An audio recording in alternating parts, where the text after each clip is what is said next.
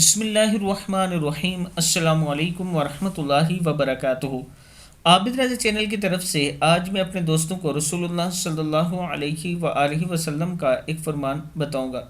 حضرت حذیفہ رضی اللہ تعالیٰ عنہ فرماتے ہیں کہ رسول اللہ صلی اللہ علیہ وآلہ وسلم نے ارشاد فرمایا، میں خوب جانتا ہوں کہ دجال کے ساتھ کیا ہوگا۔ اس کے ساتھ بہتی ہوئی نہریں ہوں گی، ان میں سے ایک کا پانی دیکھنے میں سفید ہوگا اور دوسری دیکھنے میں بڑکتی ہوئی آنکھ ہوگی۔ پس اگر کوئی آدمی اس کو پا لے تو اس نہر میں جائے جسے بڑکتے ہوئے دیکھے، یعنی تصور کرے، اور آنکھیں بند کر کے اپنے سر کو جھکائے، پھر اس سے وہ پائے گا بے شک ٹھنڈا پانی، اور بے شک دجال بالکل بند آنکھوں والا ہوگا، اس پر ایک موٹی پھیلی ہوگی اور اس کی آنکھوں کے درمیان کا کافر لکھا ہوگا، یعنی اس کی آنکھوں کے درمیان میں کافر لکھا ہوگا، اور ہر لکھنے والا اور جاہل مومن اسے پڑھ لے گا۔ صحیح مسلم ہے۔ بے شک انسان لکھنا پڑھنا نہ بھی جانتا ہو تب بھی اس کی آنکھوں کے درمیان میں جو کافر لکھا ہوگا وہ پڑھ لے گا، اور اگر پڑھا لکھا ہوگا تب بھی پڑھ لے گا۔